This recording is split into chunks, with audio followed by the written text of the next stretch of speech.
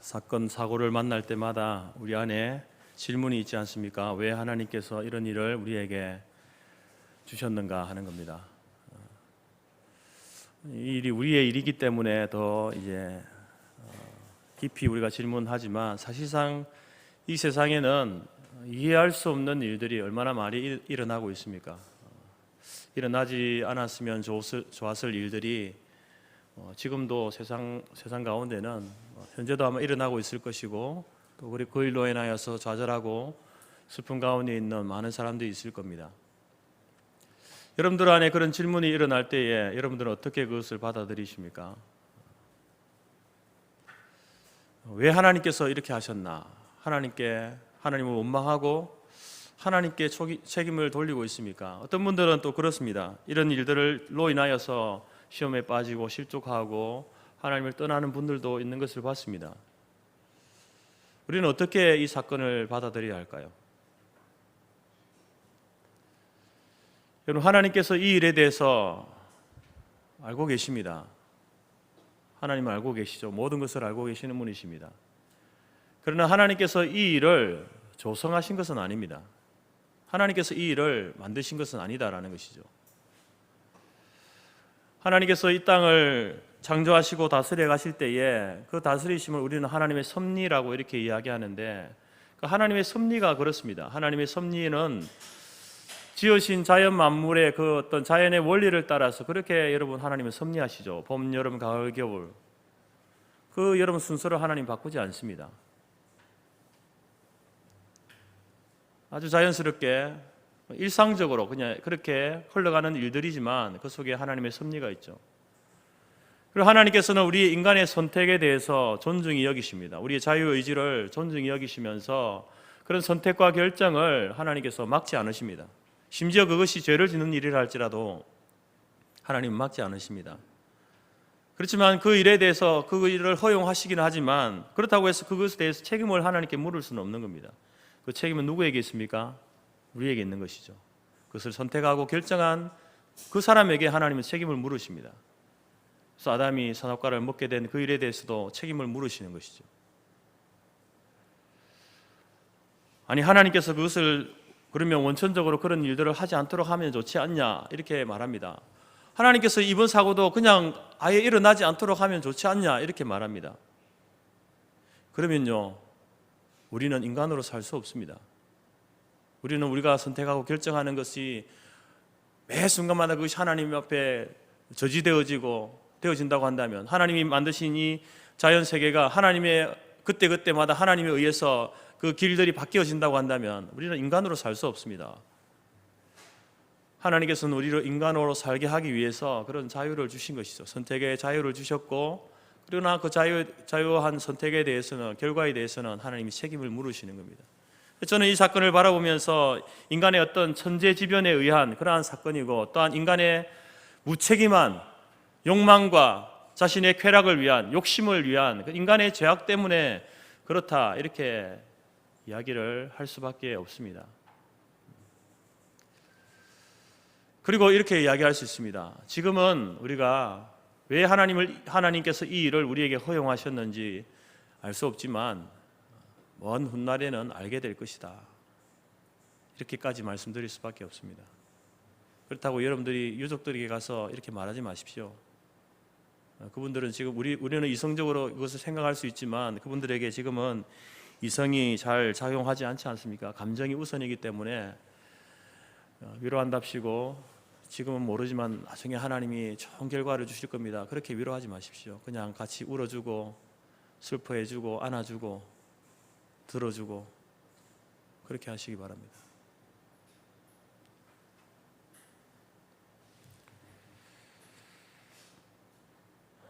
제가 군에 입대해서 신병 훈련을 받을 때에 아마 6주 정도 받은 것 같습니다. 처음 훈련소에 갔을 때에 이제 가게 되면 굉장히 두렵습니다. 어떤 훈련을 받을지 무섭고 두렵습니다. 먼저 갔을 때에 저희들 앞에 2주 앞에 이제 와서 훈련 받는 이 앞기수를 봤는데 그들을 보면서 굉장히 부러웠습니다. 몰골은 말이 아니었는데 그들의 눈빛에서 어떤 여유가 느껴졌습니다. 그리고 도주가 지난 다음에 저도 이제 제 다음에 후배 기수가 들어왔는데 그 친구들도 천지 모르면서 이제 두려움에 떨고 있는 그 모습을 봤습니다. 제 마음에 측은지심이 생기는 거예요. 불쌍히 여기는 마음이 생기는 겁니다. 제 몰골은 말이 아니었거든요. 아마 그들이 보기에도 왜 저럴까 이런 생각을 했을 겁니다. 근데 제 안에 있는 그 여유가 이제 왜 생겼냐 하면은 제가 2주 먼저 왔지 않습니까? 2주 전에 왔을 때 그러니까 그 날부터 받았던 그 훈련들을 그 친구들이 똑같이 받을 거거든요. 그래서 얼마나 힘들고 어려운지 어떤 과정을 겪고 왔는지 제가 알기 때문에 그 친구들에 대해서 불쌍히 여기는 마음, 여유를 가지고 쳐다볼 수 있었던 겁니다. 물론 앞에 이제 또 3주, 4주 차에 제가 해야 될 일들에 대해서는 두려움이 있었지만 그들을 바라볼 때 그런 마음이 있었다라는 겁니다. 제가 이 말씀을 드리는 것은 여러분이 이제 우리 군사 훈련, 신병 훈련을 할 때는요 아무거나 훈련하지 않습니다. 뭐 그때마다 다르게 훈련시키는 게 아니라 이제 훈련을 들어오게 되면 그 날짜, 그 주차에 맞는 훈련 매뉴얼을 가지고 그때 그렇게 똑같이 훈련을 시키는 겁니다. 다르지 않습니다. 지금 뭐 군대가 많이 달라졌다고 하지만 지금도 여러분 군에 입대하면은 훈련시킬 때에 그 신병 훈련 매뉴얼 그대로 이렇게 똑같이 훈련을 시킵니다.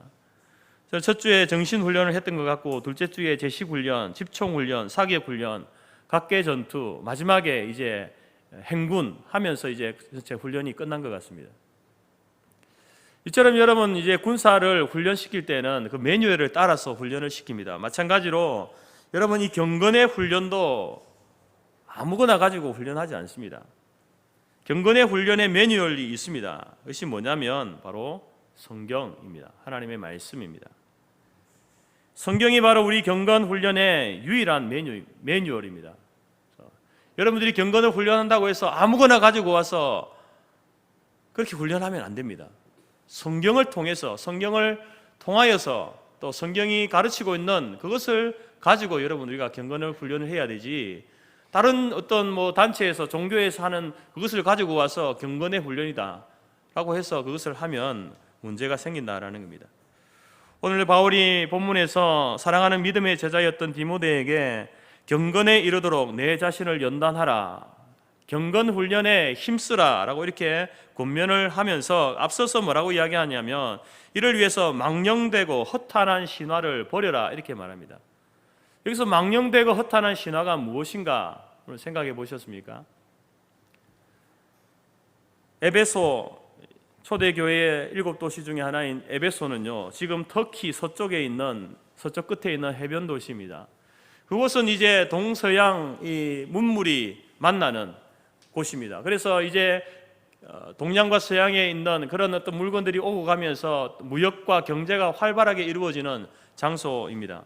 그래서 여러분 그런 어떤 경제와 다양한 문화가 유입되어지는 그러한 곳이 에베소였고, 그래서 그 당시 지중해 연안에 살던 이 여인들의 가장 큰 소원이 있다고 한다면 그것은 뭐냐면은 에베소에 가보는 것이었습니다.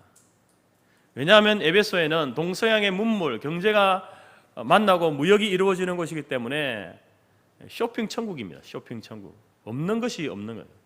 모든 물건들이 동양에 있는 물건과 서양에 있는 물건들 모든 것이 집결되는 장소이기 때문에 당시의 여인들의 그 꿈, 그것이 바로 에베소에 가보는 것, 거기에서 쇼핑을 해보는 것이 꿈이었다고 이렇게 할 정도였습니다. 이처럼 에베소는 물질의 풍요와 세상의 향락 문화가 꽃을 피우고 있는 곳이었고, 종교적으로는 에베소에 당시 세계 7대 불가사의 건물 중에 하나인 아데미 신전이 있습니다. 이 아데미 신전은 그리스에 있는 파르테논 신전보다 4배 정도 더 큰 것으로 에베소의 큰 자랑거리였습니다. 그리고 그 신전 안에서는 종교적 행위가 이루어졌는데 매우 광적이었고 음란한 그러한 종교 행위들이 이루어지고 있었습니다. 그리고 그 안에서 에베소 사람들은 종교와 신화에 대한 논쟁을 하는 것을 좋아했습니다. 얼마나 많은 신화를 알고 있느냐, 그것이 바로 그 많은 신화에 대한 이야기를 알고 있는 것이 그 사람의 지식과 교양의 척도가 되었습니다.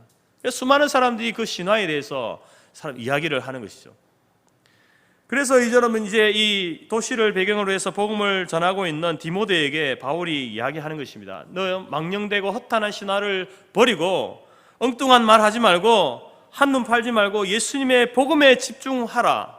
집중할 수 있도록 경건의 훈련을 쌓아라. 이렇게 말하고 있는 겁니다. 여러분, 저는 3주째에 걸쳐서 이제 그리스도인의 경건 훈련에 대해서 말씀을 나누고 있습니다. 첫 번째는 예수님의 기도에 대해서 말씀을 드렸고, 두 번째는 구별된 삶의 예배에 대해서 말씀드렸고, 그리고 오늘은 경건의 훈련의 주 메뉴를 되는 성경 말씀에 대한 이야기를 나누고자 합니다. 여러분, 경건이 무엇입니까? 무엇이 경건입니까? 경건은 다시 짧게 말씀드리면 일상생활 속에서 신앙인답게 살아가는 것이 경건입니다. 그러면 경건의 훈련이란 무엇이겠습니까? 우리로 하여금 그리스도인으로서 그리스도인답게 살아갈 수 있도록 만드는 훈련, 그것이 경건 훈련이겠죠. 그리고 경건의 능력은 바로 그렇게 살아가는 삶의 모습, 그것이 경건의 능력입니다. 여러분, 세상은 지금 우리들로 하여금 이 경건한 삶을 살지 못하도록, 경건을 훈련하지 못하도록 온갖 방법을 동원해서 유혹하고 있습니다. 우리의 시선을 흐리게 만들고 있죠. 달콤한 유혹으로, 때로는 두려움 가운데에 우리의 믿음의 시선을 흐리게 만들고 있다라는 겁니다. 이러한 유혹이 있는 상황 속에서 하나님을 믿는 신앙을 가진 사람으로서 하나님께 생활의 초점을 맞추고 살아가는 훈련이 경건 훈련이다라는 겁니다. 그래서 여러분, 미국의 청교도들은 그러한 훈련들을, 그 범위들을 어떤 신앙의 영역에만 아니라 그 삶의 모든 영역에 이렇게 영향을 미치도록 하고, 그들은 오락이나 스포츠나 레크레이션을 즐길 때에 이런 질문을 던졌습니다. 이것이 육체의 건강에 유익한가? 이것이 그리스도인의 간정에 해를 끼치는 것이 아닌가? 내가 과연 이러한 일을 하고 이것에 대해서 내가 당당하게 교회에 가서 간증할 수 있는가? 이것이 나를 지배할 수 있는 성향이 있는가? 내가 이 일에 대해서 내가 지배를 받는, 요즘 말로 하면 중독되어지는 그런 일은 아닌가? 주님께서 내가 지금 즐기고 있는 오락이나 스포츠나 레크레이션 여가를 즐기고 있는 이 자리에 오시면 내가 하는 일을 기뻐하실까? 이 일이 하나님께 영광이 될까? 영광을 돌릴 수 있을까? 이런 질문을 던져보는 겁니다. 그 일을 하기 전에 던져보고 그것을 적용해서 해도 되는지 안 되는지를 판단하고 그 일을 했다라는 것입니다. 그리고 그 판별 기준이 뭐냐? 분별의 기준은 바로 하나님의 말씀, 성경이었다라는 것이죠. 세상 사람들이 말하는 그것이나 또는 그 당시의 어떤 시대적인 상황에 따라서 그것이 변하는 것이 아니라 변하지 않는 하나님의 말씀의 기준을 가지고 그 말씀에 따라서 이러한 질문을 던지고 이것이 유익한가? 해가 되지 않는가? 하나님이 기뻐하시는 일인가? 하나님께 영광이 되는 일인가? 질문을 던지고 그것을 예스라고 한다면 그것을 행하고, 그렇지 않다고 한다면 과감하게 그것을 끊어내었다는 것이죠. 그리스도인은 말씀으로 경건 생활을 훈련해야 됩니다. 여러분, 말씀 없는 경건 훈련은 기독교의 경건 훈련이 아닙니다. 다른 종교도 여러분 경건 훈련 많이 하거든요. 그런 것을 가지고 와서 여러분들이 훈련한다고 해서 그리스도인으로서 경건한 삶을 사느냐? 그렇지 않다는 겁니다. 우리의 경건의 기준은 항상 하나님의 말씀입니다. 그래서 여러분, 우리가 어떻게 하면 그러면 구체적으로 이 말씀을 가지고 경건을 훈련할까에 대해서 함께 말씀을 나누겠는데, 첫 번째는요, 하나님의 말씀을 주야로 묵상해야 된다는 겁니다. 이것은 밤낮으로 성경을 읽으라 이런 말이 아닙니다. 여러분이 낮이나 밤이나 하나님의 말씀을 마음에 간직하고 살라라는 것이죠. 마음에 간직하고 살라. 하나님의 말씀을 간직하고 살아라. 여호수아에게 당부하기를 하나님께서 이 율법책을 내 입에서 떠나지 말게 하고 주야로 그것을 묵상하라 이렇게 말씀하고 있고, 시편 1편 2절에서도 복 있는 사람은 오직 여호와의 율법을 즐거워하여 그 율법을 주야로 묵상하는 자다 이렇게 말씀하고 있습니다. 여러분, 우리가 말씀을 간직하려면 가장 좋은 방법은요, 말씀을 암송하는 겁니다. 물론 말씀의 어떤 전적인 의미를 가지고 있으면 되겠지만, 그러나 더 좋은 것은 그 이전에 말씀을 암송하고 그 말씀에 암송한 말씀의 의미를 이렇게 가지고 있는 것이 훨씬 더 좋다라는 것입니다. 어릴 때부터 우리가 주일학교에서 말씀을 암송시키는 것이 굉장히 중요하다라는 것입니다. 여러분의 손자 손녀들에게 만나면은 여러분 말씀 암송하면요 용돈 주세요. 암송 못하면 용돈 주지 마세요. 그것도 훈련입니다. 우리 할아버지 할머니는 내가 말씀 한 절 암송해가면 용돈 주시더라. 그러면 말씀 암송해오지 않겠습니까? 만약에 용돈 주고 싶으면은 성경 한 구절 읽어주고, 자 지금 우리 암송해보자. 네가 암송하면 용돈 줄게. 여러분 훈련입니다. 그런 훈련을 시키세요. 지금 여러분 속에 남아있는 말씀들이 어린 시절 유년학교 할머니를 통해서 부모님을 통해서 어떨 때는 매를 맞아가면서 암송했던 그 성경 구절이 남아있지 않습니까?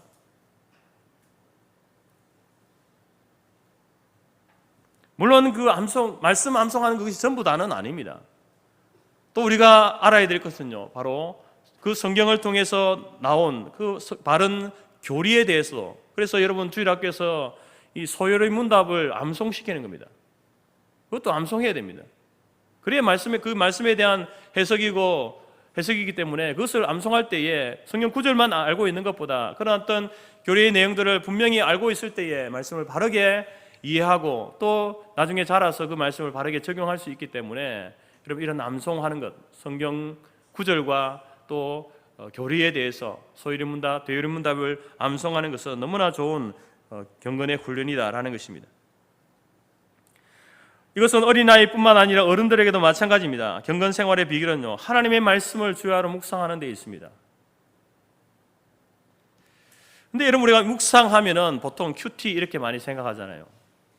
새벽에 큐티 하는 거, 개인적으로 큐티 하는 거.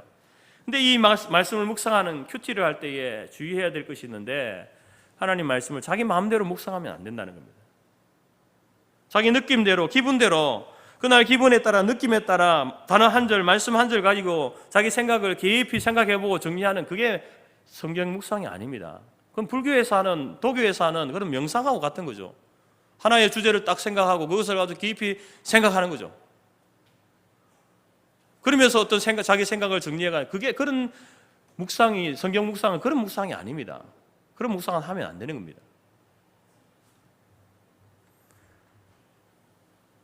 우리가 그래서 성경 묵상할 때에 반드시 우리가 준비해야 될 것이 있는데 무엇이냐면은 바른 성경 해석입니다. 성경에 대한 바른 해석을 여러분이 배우셔야 되는 거예요. 그래서 배우지 않으면요, 자기 마음대로 묵상할 수 있습니다. 성경 가지고 불교 경전을 묵상하듯이 그렇게 묵상할 수 있는 거예요. 우리는 성경을 가지고 그 바른 해석 방법을 가지고 그 말씀 속에 드러나는 하나님은 어떤 분인가, 이 말씀이 가르치는 구원의 도리는 무엇이고, 이 말씀을 나의 삶에 어떻게 명령하고 어떤 것을 적용해야 하는가, 이런 것들을 질문하면서 묵상해야 된다는 거예요. 그럴 때 바른 묵상, 바른 큐티를 하게 될 수 있다라는 겁니다.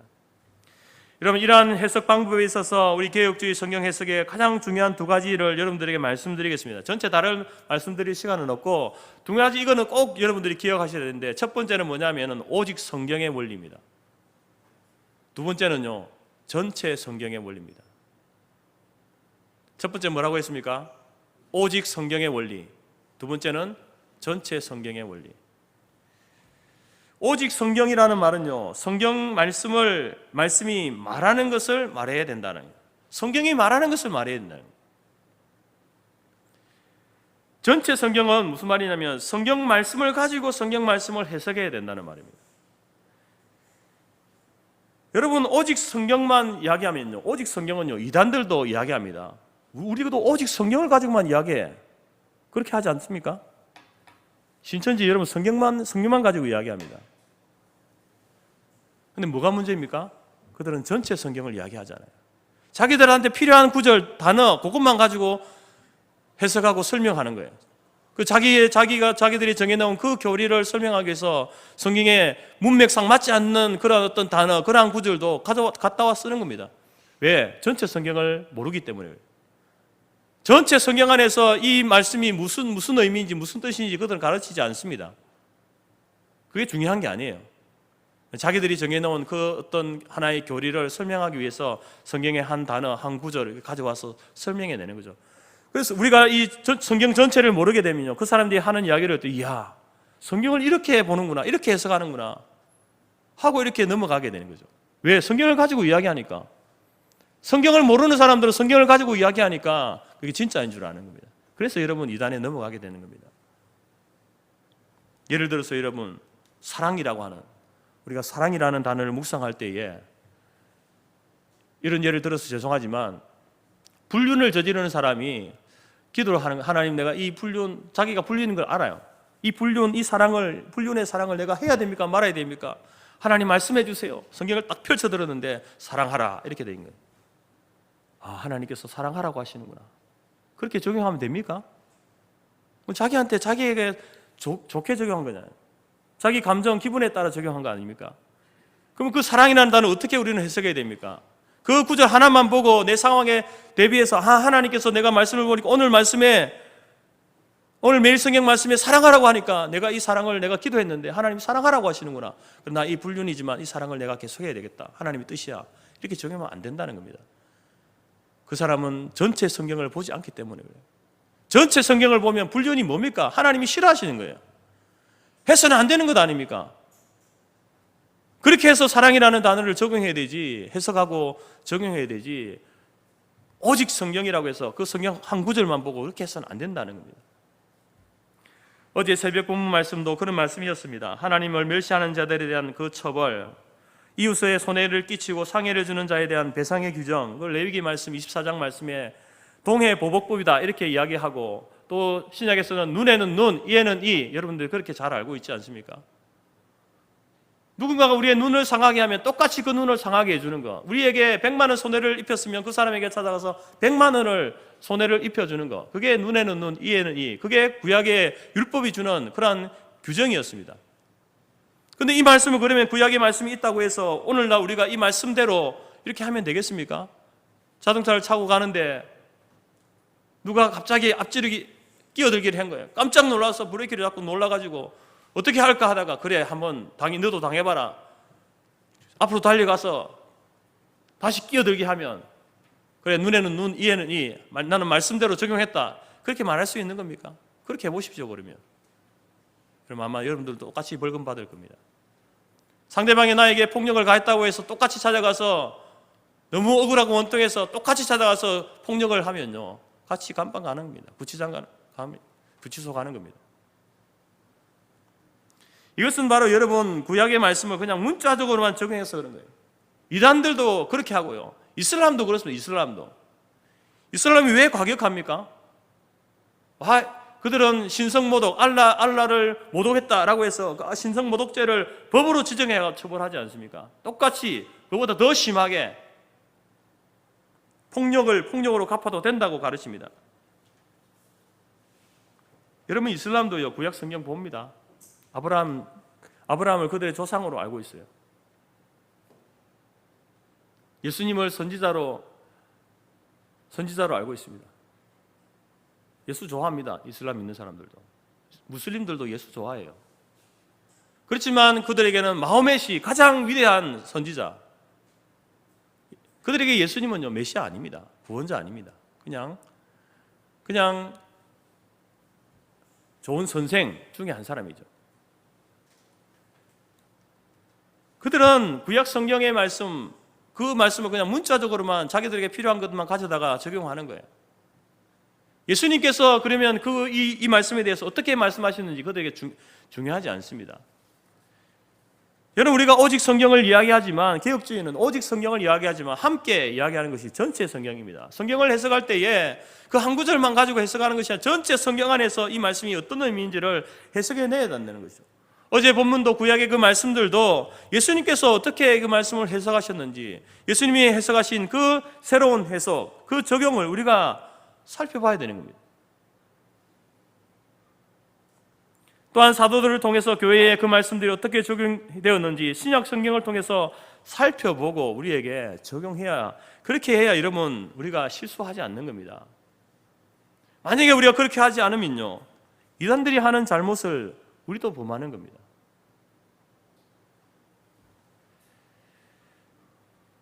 그렇게 되기 위해서는 여러분들이 성경 해석법에 대해서도 공부를 해야 돼요. 물론 여러분 목사님이 설교할 때에 그 설교 가운데에 그 성경 해석법들이 다 들어 있습니다. 그리고 여러분 또한 이러한 일들을 위해서 여러분들이 혼자 말씀을 묵상하기보다는 매일 새벽 예배에 참석하시기 바랍니다.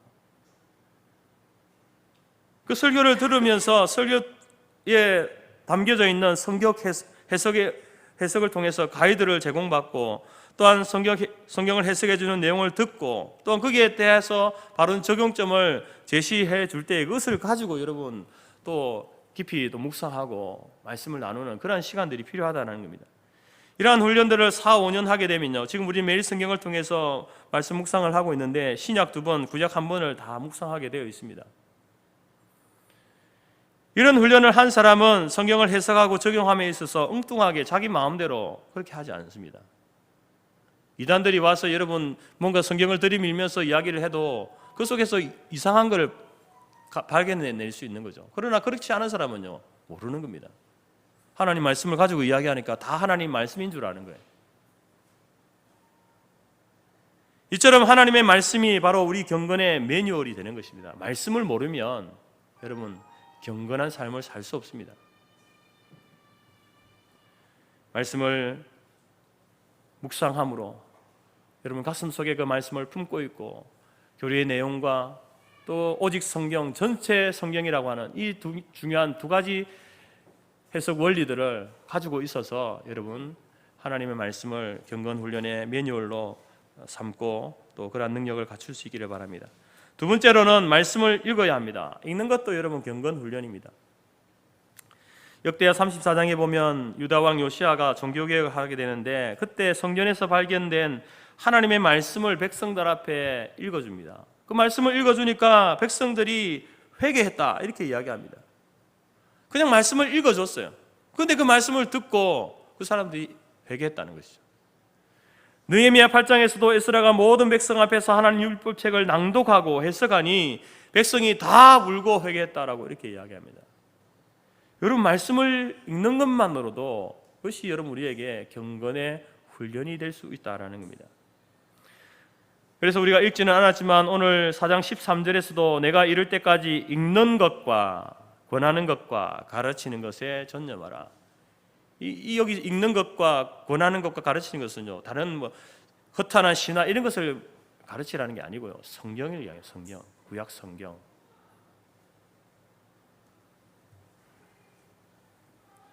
계시록 1장 3절에서도 이 연의 말씀을 읽는 자에게 복이 있다. 성경을 읽는 자에게 복이 있다. 읽기만 해도 하나님의 복이 우리에게 주어진다. 이렇게 말씀하고 있습니다. 여러분 성경 통독하고 있습니까? 성경 필사하고 계시죠? 성경 통독할 때 여러분 무조건 빨리 해야지 그렇게 하면서 읽지 마세요. 정독하시기 바랍니다. 천천히 읽으세요. 매일매일 꾸준히 읽으시기 바랍니다. 성경 필사하시는 분 필사를 하다 보면요, 필사 욕심이 생겨가지고 빨리 끝내고 싶어서 어떤 분은 잠도 안 자고 이렇게 필사를 하시는 분이 있더라고요. 여러분 그렇게 속도를 내어서 하면요, 속도를 내어서 읽고 속도를 내어서 필사를 하면요, 아무것도 안 남습니다. 성경 한번 읽었다, 성경 한번 썼다 이거 정도지. 그럼 성경 읽으면서 네가 뭘 가져왔느냐, 성경 쓰면서 뭘 얻었느냐 물으면 없습니다. 적당한 분량을 읽고 쓰고 해서 성경 통독과 성경 필사가 하나님 말씀을 더 잘 이해하고 적용하는 데 도움이 될 수 있도록 하시기 바랍니다.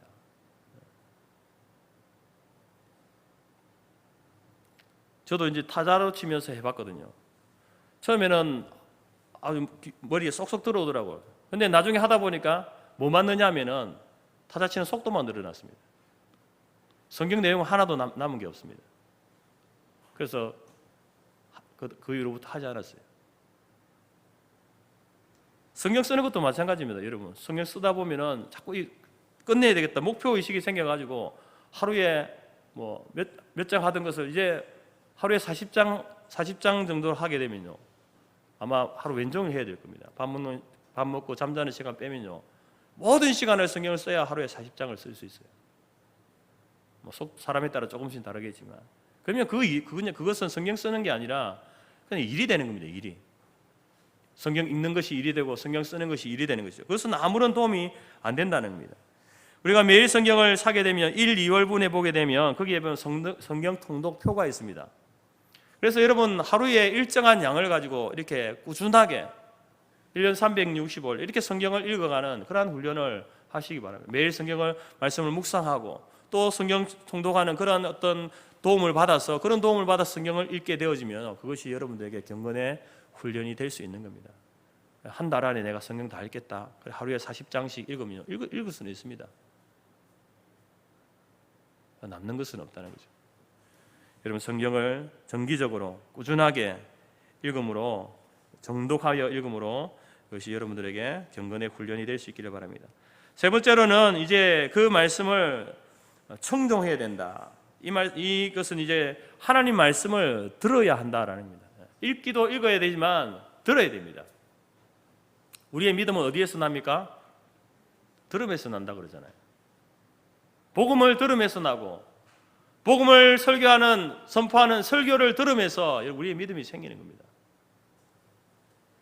사도행전 17장에 보면 사도 바울이 말씀을 전할 때에 베레아 교인들은요 간절한 마음으로 말씀을 듣고 말씀을 들었다 그랬습니다.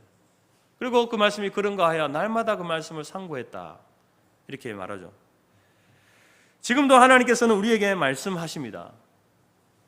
저와 여러분에게 말씀하십니다. 하나님의 음성을 들을 수 있습니다. 어떻게 하나님의 음성을 들을 수 있을까요? 우리의 귀에 들려질까요? 하나님 말씀해 주세요 하면 귀에다가 말해줍니까? 하나님 말씀해 주세요 하면 여러분 하나님이 꿈에 나타나가지고 환상 가운데 여러분에게 말씀해 줍니까? 그런 시대는 지났습니다. 일반적인 하나님께서 하나님의 음성을 들려주는 일반적인 그러한 모습이 아니다는 거예요. 기독교 서점에 가면 여러분 하나님의 음성을 듣는 법이라는 책이 있습니다. 그 책 읽으면 하나님 음성을 들을 수 있을까요? 아닙니다, 여러분.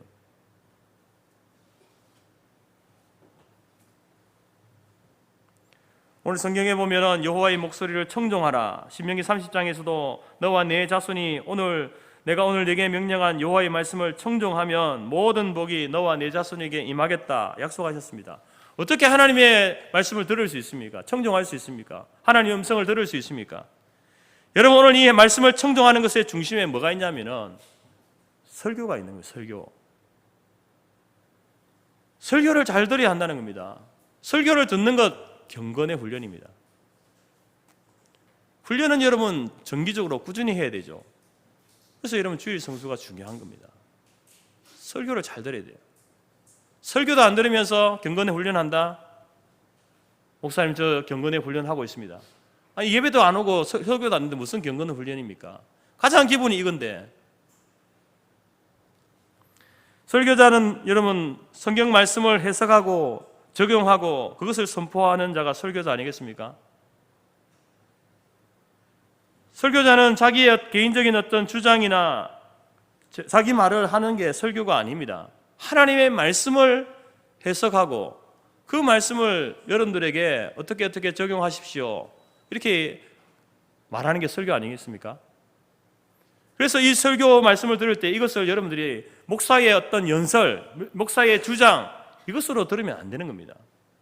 여러분 설교를 들을 때에 하나님의 말씀으로 들어야 하는 겁니다.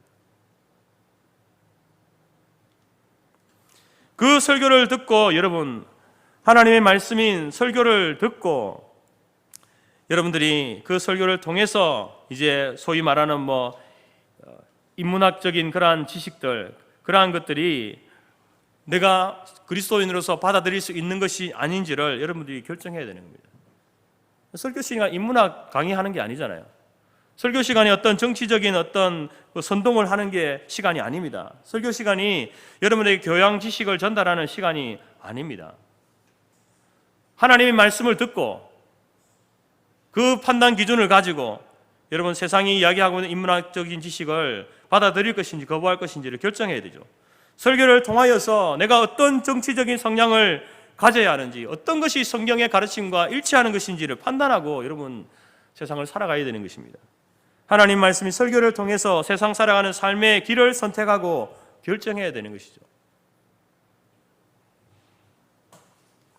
모세는 직접 하나님의 음성을 듣고 하나님 주신 율법을 받은 사람입니다. 그 음성을 듣고 하나님 주신 직접 기록하신 그 율법은 첫 번째 깨어졌지만 두 번째는 기록해서 가져오지 않았습니까? 자기가. 그래서 그 음성을 듣고 기록한 그 율법을 받은 후에 그 이후에 백성들에게 나아가서 다시 한번 그것을 전달합니다. 설교를 했다는 겁니다.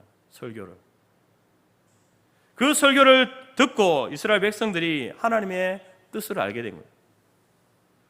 그 내용의 핵심이 무엇입니까? 너희들이 가나안 땅에 들어가서 너희들 이렇게 살아야 돼. 너 가나안 백성들과 같이 살면 안 돼. 하나님 백성답게 너희들이 거룩하게 살아야 돼. 바로 그들이 어떤 삶의 길을 선택해야 하는지에 대한 가이드, 매뉴얼, 그것이 바로 모세의 설교였고 그것이 바로 성경 아닙니까? 그래서 오늘날 목회자들이, 목사들이 설교하는 그 설교의 내용도 물론 전부 다가 여러분 그런 것은 아니지만 그러나 정말로 정신이 똑바로 박힌 목사라고 한다면 자기 말을 하려고 하지 않습니다. 하나님의 말씀이 오늘 이 말씀을 통해서 우리에게, 나에게 무엇을 말씀하는지, 무엇을 적용해야 하는지 그것을 중심으로 해서 설교를 하기 때문에 그 말씀을, 설교를 듣는 여러분들은 하나님의 말씀을 듣는 것처럼 그렇게 받으셔야 되죠. 그래서 그 가운데서 하나님께서 내게 주시는 메시지가 무엇인지, 말씀이 무엇인지, 명령이 무엇인지, 내가 어떻게 그 말씀에 순종하며 결단하며 나아가야 할지 그것을 결정하고 나아가는 것이 필요하다라는 것입니다. 그래서 여러분 여호와의 말씀을 듣는 것 첫 번째는요, 바로 교회당에 와서 목사의 설교를 듣는 겁니다. 담임 목사의 설교를 듣는 겁니다. 사도 바울도 고린도 교회 성도들을 칭찬하면서 이렇게 이야기합니다. 하나님의 말씀을 받을 때에 사람의 말로 받지 아니하고 하나님의 말씀으로 받았다. 고린도 교회가 많은 문제들이 있었지만 그래도 그들을 칭찬하면서 하나님의 말씀을 받을 때에라는 이 말은 무엇이겠습니까? 하나님의 말씀을 받을 때에 바울이 쓴 그 서신, 편지를 받을 때에 바울이 쓴 자기의 그 개인적인 편지가 아니라 하나님의 말씀으로 받았다는 겁니다. 또 바울이 그 고린도에서 복음을 전할 때에 바울의 말로 받은 것이 아니라 바울이 선포한 그 복음이 하나님의 말씀으로 받았다는 겁니다. 바울이 전한 전도와 바울이 행한 그 설교가, 서신서가, 편지가 그들에게 하나님의 말씀이었다는 겁니다. 오늘날 여러분, 하나님께서는 여러분들에게 하나님이 직접적으로 여러분에게 하나님 계시하지 않습니다. 여러분 귀에다 대고 누구야 일어나라 이렇게 말하지 않습니다. 이 성경이 여러분 이 계시가 완성되었으면 우리에게 알려주는 것인데 더 이상 여러분 새로운 계시 하나님 주지 않습니다. 여러분의 꿈과 환상 가운데 여러분 하나님께서 계시하지 않는다라는 겁니다. 이미 계시는 완성되어졌고 이제 이 성경 말씀을 선포하는 목사의 설교를 듣는 것을 통해서 하나님의 음성을 들을 수 있는 겁니다. 하나님의 뜻을 알 수 있는 거예요. 그것이 여러분 제일 첫 번째입니다. 그리고 그런 어떤 기준을 가지고 성경을 읽고 묵상하고 쓰고 통독하고 이런 과정을 통해서 여러분 우리가 하나님의 뜻을 분별해내는 것이죠.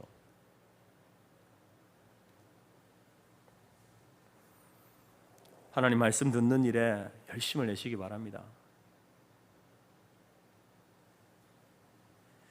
그리고 마지막으로 이제 그 청정한 들은 말씀을요 생활로 실천해야 돼요. 순종해야 된다는 겁니다. 계시록 1장 3절 말씀 보면 말씀을 읽는 자와 듣는 자와 그리고 그 말씀대로 행하는 자가 복이 있다 이렇게 말합니다. 여러분 우리가 아무리 말씀을 많이 읽고 성경을 백독하고 성경 쓰기를 필사를 10번 하고 내가 매일매일 성경 이렇게 묵상하고 읽는다고 하더라도 그 말씀대로 살지 않으면 무슨 소용이 있습니까? 말씀에 순종하지 않으면 무슨 소용이 있습니까? 예수님께서도 하나님 말씀을 듣고 행하지 않는 자는 마치 모래 위에 지은 집과 같다. 허물어진다는 겁니다. 쉽게 허물어진다는 거죠.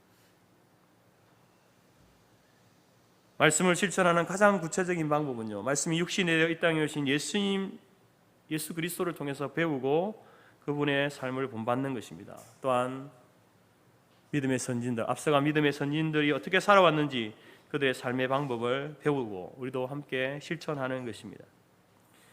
여러분 우리 이 말씀들이 우리가 읽고 쓰고 배우고 한 이것들이 지식으로 남느냐, 아니면 그 말씀을 듣고 삶으로 실천하느냐, 이것은 너무나 중요합니다.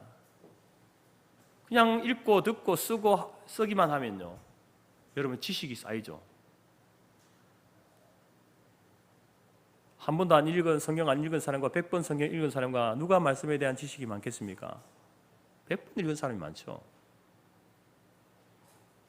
그냥 그것이 지식으로만 쌓여 있으면요, 그 말씀이 다른 사람을 정죄하고 판단하게 되는 겁니다. 지식으로만 쌓여 있기 때문에 정죄하고 판단하는 거예요.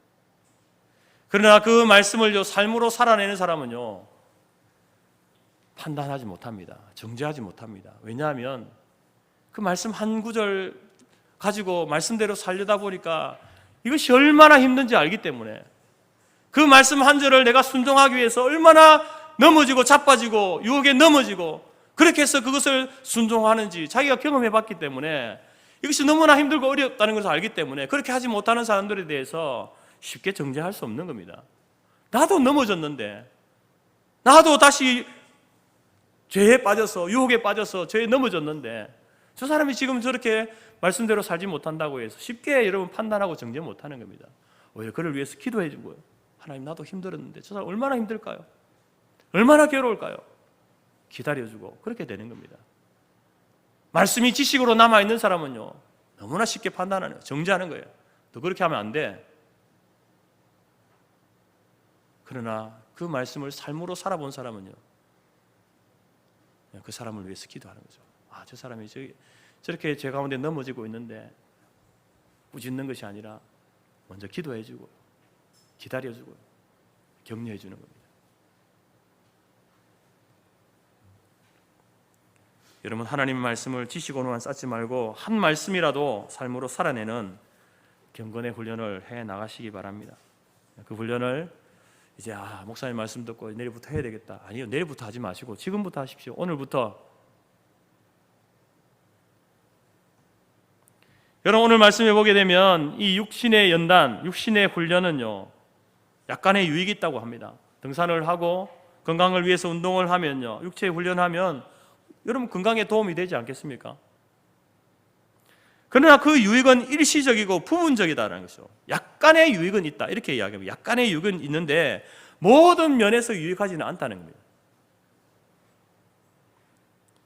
오직 경건에 이르는 훈련, 이 훈련만이 영원하고 종합적이고 이 땅의 삶뿐만 아니라 내세에서도 천국에서의 삶까지도 보장해주는, 약속해주는 약속이라고 이렇게 말합니다. 여러분들이 지금이라도 운동하시면요, 건강해질 수 있죠. 그러나 여러분, 우리가 육신을 위해서 운동을 하고 몸을 가꾸는 것은요, 한계가 있지 않습니까? 나이가 들면요, 이제는 지금은 운동할 수 있는 그런 건강이 있지만, 힘이 있지만, 더 나이가 들면 이제 운동 못합니다. 하고 싶어도 못해요. 일시적이라는 한계가 있다니까요.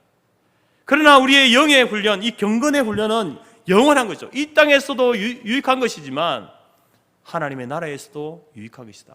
내세에 약속이 있다. 이 생과 내세에 약속이 있다라고 말하지 않습니까?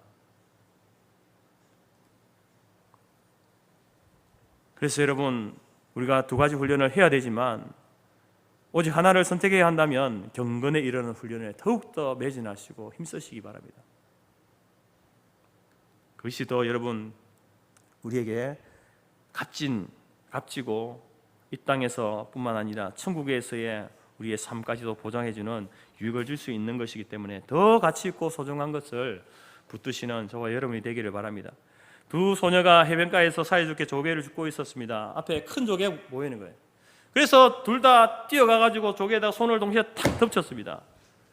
그러면서 아웅다웅하면서 싸우는데, 내가 먼저 봤다, 내가 먼저 손을 짚었다, 만졌다, 그러니까 내 거다, 서로 싸우기 시작하는데 누가 이겼냐면은 목소리가 더 큰 소녀가, 고집이 더 센 소녀가 이겼습니다. 그래서 그 소녀가 그 조개를 차지했습니다. 마음이 상한 다른 소녀는 이제 사이좋게 이렇게 조개 주우러 왔었는데 이제 서로 말도 하지 않고 다른 방향에서 이렇게 조개 줍기를 계속하고 있습니다. 자기가 찾은 조개를 빼앗겼다, 이렇게 억울한 마음을 가지고 이제 다른 조개를 찾고 있었는데 이 소녀에게 행운이 찾아왔습니다. 뭐냐면은 조개를 발견했는데 그 조개 속에 뜻밖의 진주가 있는 거예요. 진주가, 뜻밖의 진주를 발견한 거예요. 그래서 혹시라도 저 친구가 또 고집을 피우고 자기 거라고 빼앗아 갈까봐 그것을 가슴속에 고이 숨겨두었습니다. 그것을 가지고 있으니까 조금 전에 그 친구 때문에 상했던 마음이 눈 녹듯이 풀려지는 겁니다. 그래서 진주를 얻은 소녀는 이제 먼저 큰 조개를 빼앗아갔던 그 소녀 곁으로 가서 다시 즐거운 마음으로 조개를 이렇게 찾고 있습니다. 죽기를 계속하고 있습니다.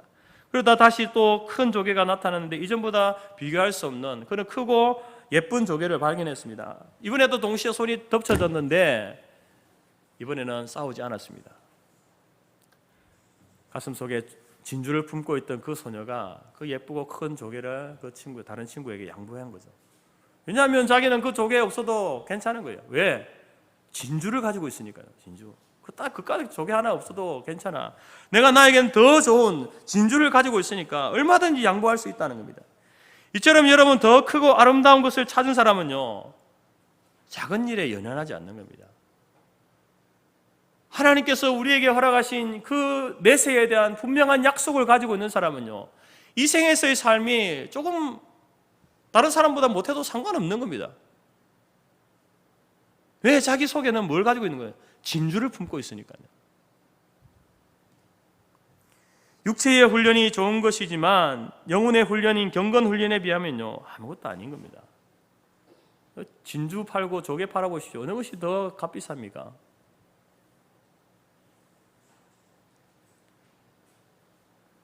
오늘 저와 여러분들이 육체의 훈련을 해야 합니다. 건강을 위해서 해야 하지만, 그러나 육체의 훈련보다 훨씬 더 큰 유익을 가져다주는 경건의 훈련, 말씀을 통한 경건 훈련에 더욱더 힘쓰시기 바랍니다. 이 훈련하면요, 이 땅에서도 우리가 건강하게 살 수 있고요, 내세에서, 천국에서도요, 우리의 생명을 보장받게 되는 그런 약속을 하나님께서 허락해 주신다라고 말씀합니다. 여러분, 경건 훈련의 매뉴얼되는 하나님의 말씀을요, 우습게 여기지 마십시오. 성경 여러분 우습게 여기지 마시기 바랍니다. 교회 오면 널린 게 성경이라고 여러분 가볍게 생각하지 마십시오. 집에 가면 성경 툭 던져주고 또 주일날 교회 올 때 먼저 한번 툭툭 털고 이렇게 가져오지 마십시오. 소중하게 여기시기 바랍니다. 말씀을 읽고 묵상하고, 여러분, 이 말씀이 내 육체와 내 영혼을 살리는 그런 도구라는 사실을 꼭 기억하시기 바랍니다. 이사야도 이렇게 말하지 않습니까? 풀은 마르고 꽃은 시드나 여호와의 말씀은 영영이 서리라. 우리의 인생은 여러분 마릅니다. 풀 위의 꽃과 같이 마르고 시들게 되어 있습니다. 그러나 하나님의 말씀은 영원하리라. 왜? 그 말씀을 선포하신 하나님이 영원하신 분이기 때문에 하나님의 말씀도 영원히 서리라, 영영이 서리라, 이렇게 말씀하고 있는 겁니다. 세상에 금방 없어질 것들을 붙잡지 말고, 그래서 여러분 영원한 하나님의 말씀을 붙잡고 살아가시기 바랍니다. 예수님께서도 진실로 너희에게 이르노니 천지가 없어지겠으나 없어지기 전에는 율법의 1.1획도 결코 없어지지 아니하고 다 이루리라. 하나님의 말씀은요, 결코 땅에 떨어지지 않고 다 이루게 된다는 거예요. 차라리 해와 달과 별이 없어질 수는 있지만 하나님의 말씀은 결코 사라지지 않습니다. 없어지지 않는다라는 것입니다. 말씀만이 남아있을 겁니다. 부인은 믿음이 좋았지만 부인이 교회 다니는 것을 핍박하는 남편이 있었습니다. 하루는 이 남편이 술에 만취가 되어서 집에 돌아와서 아내의 손에서 성경을 빼앗아 가지고 그것을 난로 속에 던져버리는 거예요. 야, 하나님이 정말 살아있다고? 성경이 하나님의 말씀이라면 자, 내가 이 성경을 어떻게 하는지 한번 잘 봐봐 하고 난로 속에 던져버렸습니다. 성경이 어떻게 되었을까요? 다니엘의 세 친구들처럼 여러분, 하나님께서 그 성경을 지켜주셔가지고 불 속에서도 성경이 타지 않았으면 좋겠는데 그렇지 않았습니다. 성경이 활활 타버린 거예요. 그러면서 이 남편은 봐라, 하나님이 살아계시냐? 이게 하나님의 말씀이냐? 하나님이 살아계시면 이 말씀이 타는데 그렇게 하면 안 되지 하고 조롱하는 거예요. 다음 날 아침 남편은 난로에 남은 재를 치우다가 다 타지 않은 성경을 발견했습니다. 그리고 호기심으로 타다 남은 성경책을 넘기는데 그 눈에 들어온 말씀이 있습니다. 마태복음 24장 35절 말씀. 천지는 없어질지언정 내 말은 없어지지 아니하리라. 여러분, 이 성경 구절을 읽고 충격을 받았습니다. 자기가 불 속에 넣고 집어넣고 태웠는데 어떻게 그 부분만 타지 않은 겁니까? 그리고 이 말씀을 호기심에 읽었는데 이 말씀이 이 남편의 가슴을 흔들어 놓은 겁니다. 그러면서 그는 하나님 말씀은 타지 않는구나. 그래서 그분이 예수를 믿었다라고 하는 것이죠. 여러분, 하나님 말씀은요, 이걸 불에 태운다고 해서 없어지는 게 아닙니다. 그렇다고 한다면 성경은요, 이미 없어졌어야 됩니다. 이미 없어졌어야 돼요. 하나님이 영원하신 것처럼 하나님의 말씀도 영원합니다. 우리가 알다시피 마틴 루터가 종교개혁을 성공한 것이 어떤 정치적인 혹은 어떤 군사적인 힘을 가지고 이렇게 한 것이 아니지 않습니까? 마틴 루터는 오직 하나님의 말씀, 성경 하나만 붙들고 여러분 그것을 가지고 세상을 바꾼 겁니다. 그는 이렇게 고백했습니다. 내가 한 일은 단순히 하나님의 말씀을 가르치며 설교하고 번역하는 일이었다. 사실 나는 달리 아무것도 하지 않았다. 하나님의 말씀은 살아서 역사했다. 내가 잠을 자거나 나의 친구와 함께 있는 동안에도 하나님의 말씀은 사람들 가슴 속에 살아있어서 군주나 황제가 어떻게 할 수 없었던 교황의 힘을 약화시켜 나갔다. 나는 정말 아무것도 하지 않았다. 오직 말씀이 모든 것을 해냈다. 여러분, 종교개혁의 그 힘은 성경에서 나왔습니다. 하나님 말씀에서 나온 거예요. 여러분, 이렇게 마틴 루터를 통해서 시작되어진 종교개혁이 성공할 수 있었던 이유가 무엇인지 압니까? 만약에 여기서 끝나버렸다고 한다면요, 아마 마틴 루터는 종교개혁에 실패했을 겁니다. 그런데 결과적으로 우리가 종교개혁을 성공한 그 이유는 뭐냐면 그 뒤를 이은 칼빈이나 쯔빙글리 같은 이 분들이 하나님의 말씀으로 체계적으로 가르치기 위한 교리들을 정립했기 때문입니다. 성경을 가지고 어떻게 하면 이 두꺼운 이 성경을 좀 더 쉽게 가르칠까? 말씀을 가르쳐야 되는데 그래서 교리라고 하는 것을 만들어내요. 정리해낸 거예요. 성경 안에서 정리해낸 거죠. 소유리문답, 대유리문답, 그리고 또 그 이후에 웨스트민스터 신앙고백서 이런 것들을 작성해서 이제 신앙생활하는 우리에게 그것이 우리 신앙의 매뉴얼이, 삶과 신앙의 기준이 되어지는,